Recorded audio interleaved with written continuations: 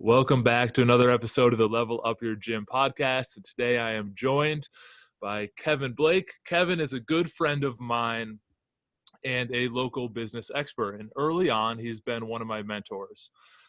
Kevin and I just celebrated, this is big news, our 7-year friendiversary on Facebook. Now, if you look back on my timeline, 7 years ago, I was in business for 5 years, and I was just out of that stage of thinking I knew it all into the stage of, oh crap, I don't know anything, and I got to find some more people to learn from. And Kevin happened to frolic into the gym one day, and between his sets and reps, I would ask him business questions, and he was able to steer me in some amazing directions. He was the one that gave me my first book called The Go-Giver that led me on a path of personal development for the last 7 years. My friendship with Kevin's meant a lot. He's introduced me to hiking. He's a strong family man and put my focus on that. So while he's not an internet guru that you probably have heard of, he is one of the most influential people in my life. So I want to get him on the podcast so we can share some things with you and help you have your gym culture and be an active member of your community and do good in your community. Now, I'm shortening Kevin's intro because oddly, Kevin Blake is a very popular name. And when I was Googling it ahead of this, even though I know Kevin very well, I got a magician on America's Got Talent and a New Zealand weightlifter named Kevin Blake, and then Kevin's 10-year outdated LinkedIn profile. So now just a little bit more. He owns I don't know what the right word is, managing partner? President and CEO. Of ICS, a computer services company. A managed service provider. But that's not all he's done. He's been involved in other franchises before. He's done different investments in different companies. He flies around and consults with businesses. He runs a tight ship on management using the traction and helps other businesses do the same. So he's got a wealth of knowledge. And I believe ICS was one of the employers of the year in 2018. I was volunteer of the year in 2018, and we've been ranked in one of the top places to work in Central New York for the last 8-10 years. So in 2013, I won Small Businessman of the Year in Broome County. So. Well, it speaks to the culture and the knowledge you have for being one of the best places to work 8 to 10 years. Who's counting anymore? It just keeps racking up, right, Kevin? Yeah. So Kevin's done a great job with building culture. And for today's topics, we do try to keep these to 20 to 30 minutes. I'm just going to ask him to focus on doing good in the community because I see ICS everywhere, from sporting events to the local runs to allowing his team some time to volunteer, which speaks to culture. So Kevin, if you wouldn't mind giving just a little bit more background, because I'm sure I missed some things, and then we can get into talking about what you guys do for community outreach. Sure. Yeah. All right. Well, thanks for the intro, Joe. It has been a fun 7 years. It's Facebook official. So ICS is, the technical term is managed service provider, which is, we do IT services for businesses. I have just under about 100 employees, and I have taken my lumps as I've grown this business since about 2005 is when I took it over, and we had 3 employees then, and just kind of grew through it.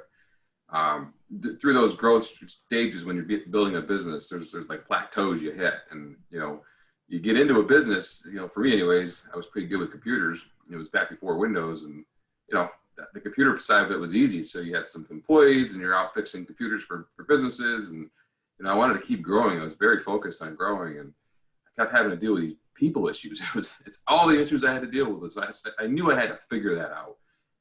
So it led me to also reach out to some folks in the industry that, I respected, and had them come in and kind of give me some guidance. And, I'm glad I was able to push that forward to you a little bit, because that is really what life's about. It is about giving back and that mentality. I'm a firm believer that book is a good book. I have a stack of them here. I try to give it out to a lot of people. It's called The Go-Giver. It's just a really simple read, and it puts life into perspective. And there's a lot of parallels there with what gym owners have too, because I like that you mentioned, number one, that you're super old and you got into it before Windows. And second, that it's oftentimes, the e-myth that you're a technician and now you need to figure out how to grow a company. And that's one of the plateaus. And that happens so often in gyms that people start gyms because they like to train people. And their first plateau is, how do I get someone else to train people while I manage them. And that's a big one. Yeah, no, and it's a hard one, and a lot of times the hardest piece of it is the trust, right? And knowing that if you're doing it, I know that I can do it better than anybody else, and what it really boils down to is kind of letting go and investing in yourself and your leadership skills and the skill to build leaders, right? So that's not just something that happens by accident. It comes from reading, from learning, from talking. But yeah, that you mentioned E-Myth, that Michael Gerber book. It's a good book, and I would recommend it to gym owners. The premise is, you're good at a skill, right? So in my business, fixing computers, in your business, training folks. But doesn't always relate to building a business to the next level, right? So you want to create legacy for yourself, for your families, and for your business. And in order to do that, you kind of got to get. It's a mix, right? In the beginning, when you're building it, there's ways where you start to phase yourself out and spend some more strategic time, right? So thinking and working on the business versus working in the business. It's not an easy transition to do, and it takes some accountability partners to hold you accountable, to say, hey, Joe, why are you still doing that piece in your business at this stage, right? So I love to tell you stuff like that. Well, as gym owners, we like to lift weights and make it a little bit about us, and we tend to have a little bit larger egos. Probably not me, but everyone else. And so we always think hey, I could have just jump in and do it better, and you're really screwing yourself in the long run. And a piece of that Kevin mentioned earlier is hiring the right people and providing them some value, which I think will bring us full circle to being involved in the community. And another sort of compensation, I don't know if Kevin would agree, is the pride of the work they do in the area. But Kevin, I'm gonna let you take it away and talk on your community involvement. Yeah. I'll touch on, culture, core values, because, it was as I was doing that progression and working more on the business versus in the business. And, in the beginning, when I was smaller, it was easy to hire a sales rep and say, go sell, and say, oh, this guy stinks. It wasn't that guy stunk. I stunk. I didn't put the platform in place for him to succeed. I didn't set the lead gen. I didn't set expectations. And it took me a few years to figure that out. And that's just one example, but there's a lot of those examples.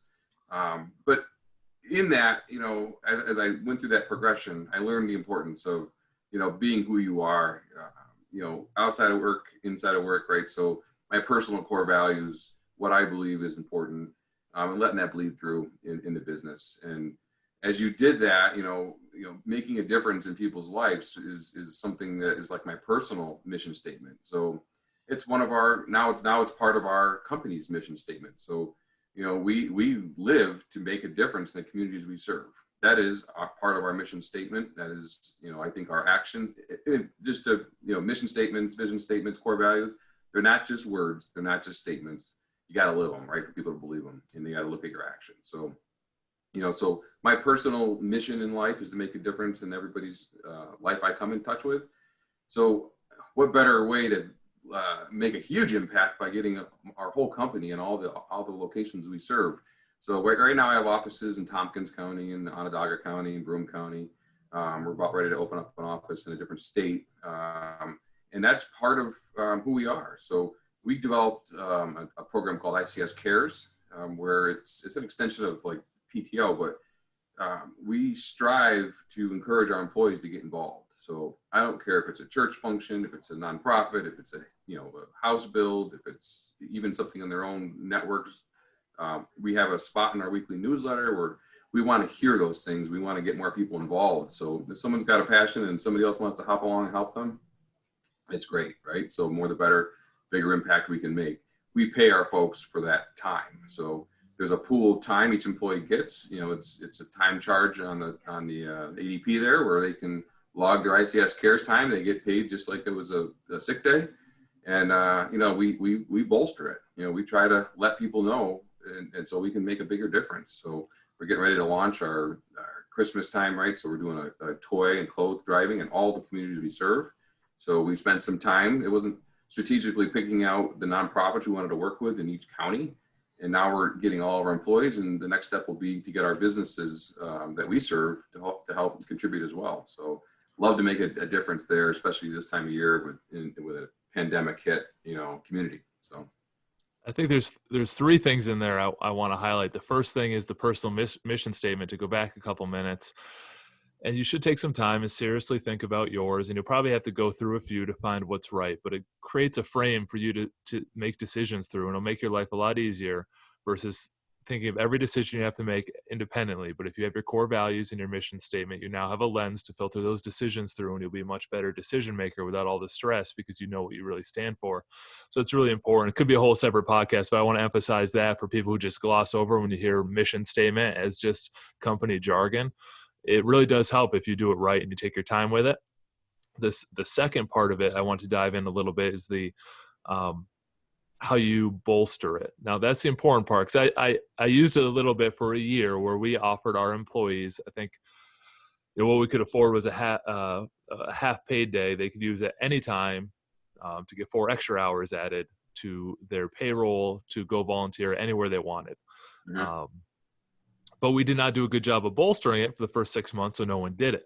And then instead of, like Kevin said earlier, instead of that system being a failure, it was my failure for not bolstering it and making it a more integral part of what we talk about as a company. And then once we did, of course, it picked up. So it's one of those things you gotta be serious about, and you got to celebrate what you want people to do, and reward them for that effort. And because really they're, for Kevin's instance, he wants to make a difference in a lot of lives, and through extension, he's making a difference in a lot more people's lives because he's empowering others to do the same.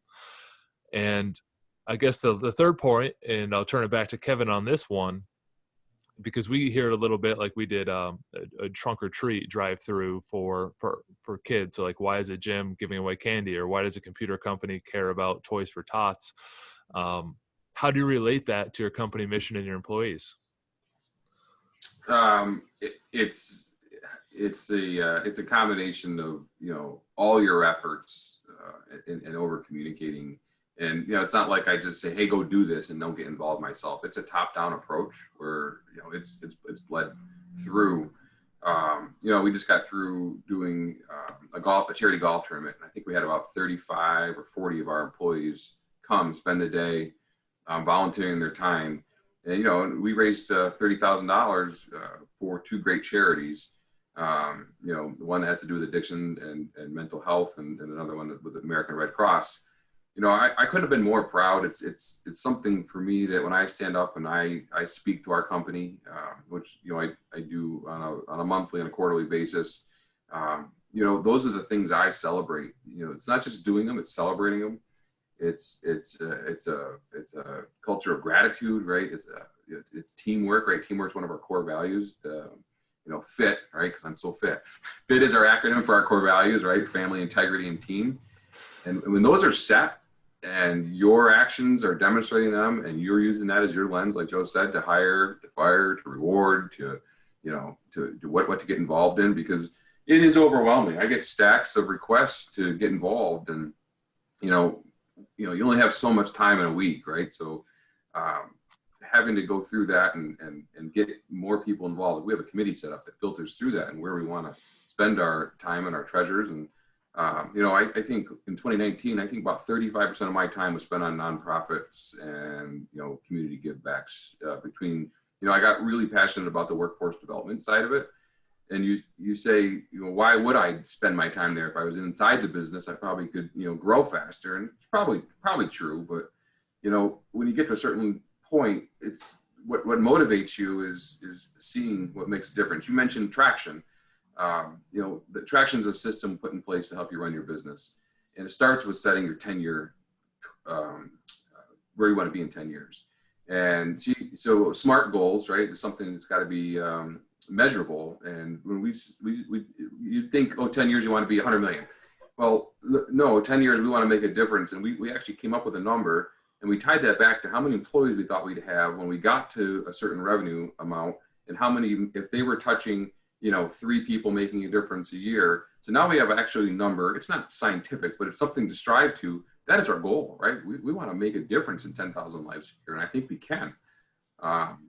But it's something from the leadership team down. And if you have people on your team that don't believe that, or it's not part of their core purpose, it's really hard to execute it. The buck does always start at the top. So you can't set things in motion unless you believe in it and you get involved yourself. So you are right there. And I want to transfer this back to very small gym owners, because Kevin's up to it, because this applies to any size business. And one Yeah. point I wanted to add on that is that if you think of it first, back to the personal mission statement, if you think of it first as like, hey, I need a marketing tactic, it probably won't work.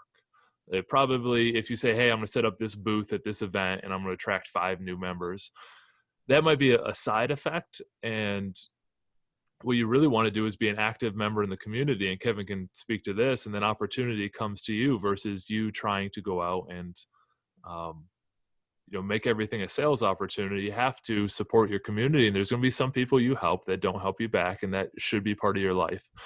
And I think this is an important piece of it for both your employees, for company culture, for you get your word out there about you too, the selfish business side, but you also get a lot of personal satisfactions. You do need to take care of yourself as a person as well, and not just be a robotic business owner.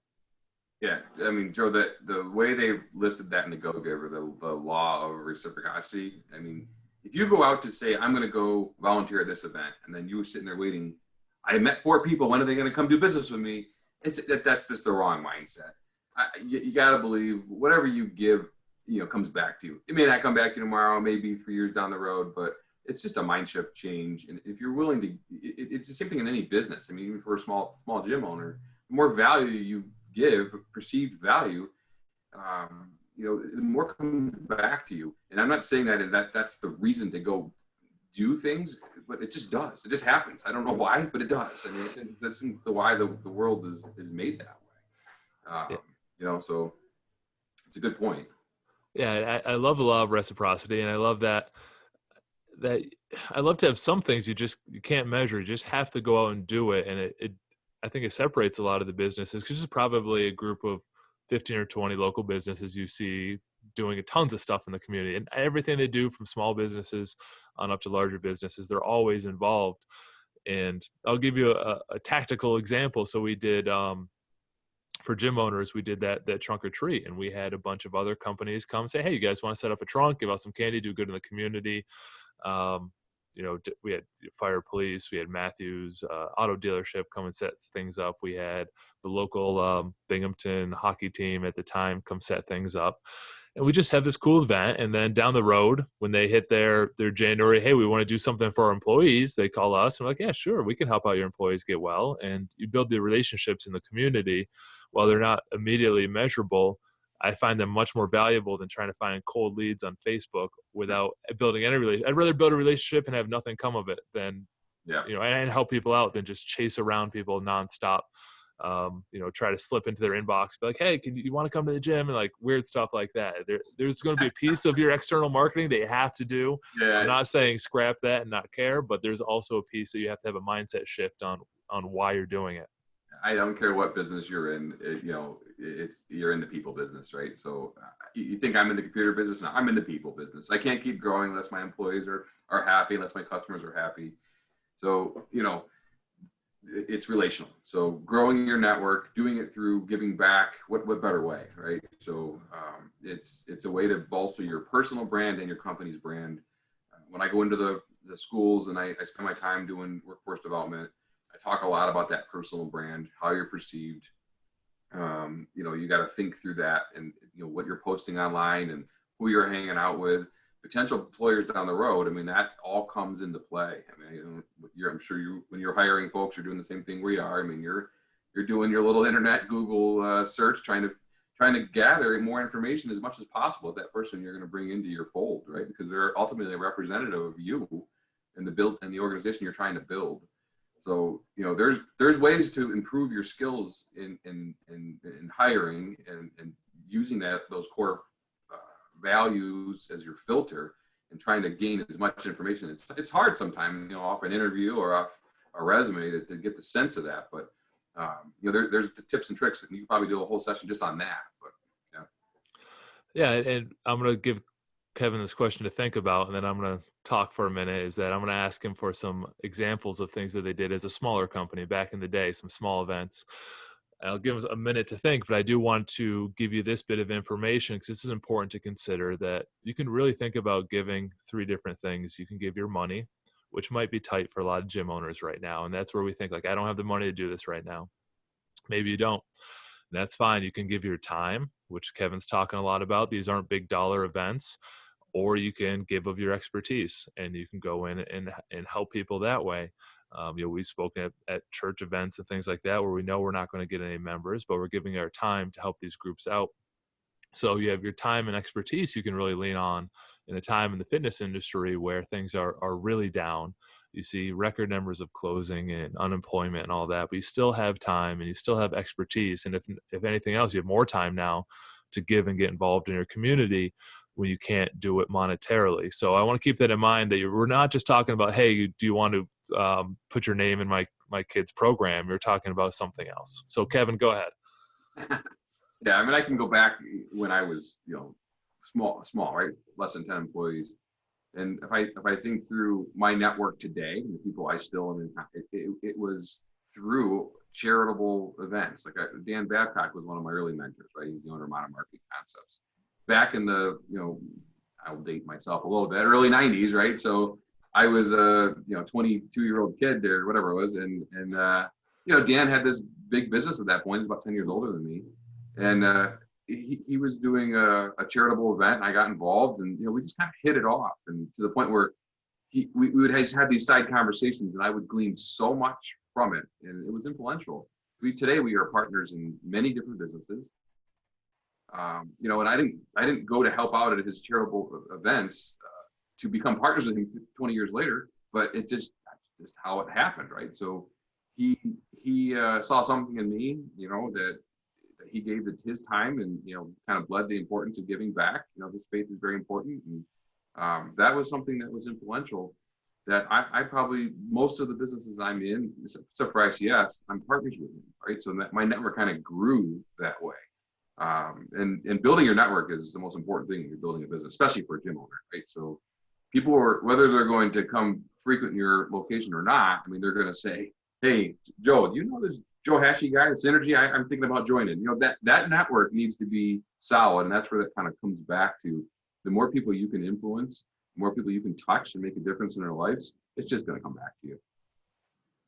Beautiful. Kevin, I want to thank you for your time. And I'm going to give gym owners on the call one tactic that I recommend they do during the holiday season. We're looking at, we always have like another shutdown plan. We're still in COVID time at the time of this recording. And part of that shutdown plan is if we end up having to limit our hours, we're going to email all the members and say, what organizations are important to you during this holiday season and where can we help? We're going to send our employees out to go help in the community. And that goodwill comes back to you tenfold, and we'll probably do some of it even if we're still working. But you can send an email to your members right now and say, what's important to you, or where are you volunteering during the holiday season? I'd like to come for a day. That's all you need to do. You don't need to search around to write a big check. You don't need to search around to say, hey, I need to do a lunch and learn and share expertise on that side. Just go out, send that message to your email, through your email list to your members who you have currently. Say, where can I help you out during the holiday? And you'll be amazed at the response, and you'll be amazed at the personal value you actually get out of it as well. Yep. Yeah, it's a great tip. I recommend it. All right. So we're already at the half hour. Kevin, sit tight. I'm going to do the outro, and then I'm going to bust your chops some more. I thought we did pretty good keeping it clean on the call. So compliment to both of us, because usually it's about 75% chop busting. Very little content. The Kevin Blake bodybuilder thing that out there, you can Google that. That's the real me, right? So it's a very little content on the normal basis. So again, thank you for listening to Level Up Your Gym podcast. If you appreciate it, please spend some time reviewing it on iTunes. And we do have our masterclass for gym owners over at levelupyourgym.com. We'll send you a free daily video, 3 to 5 minutes, teaching you one thing about your business every day. You're silly if you're not on it, because it's free and it comes to your inbox at levelupyourgym.com. See you on the next episode.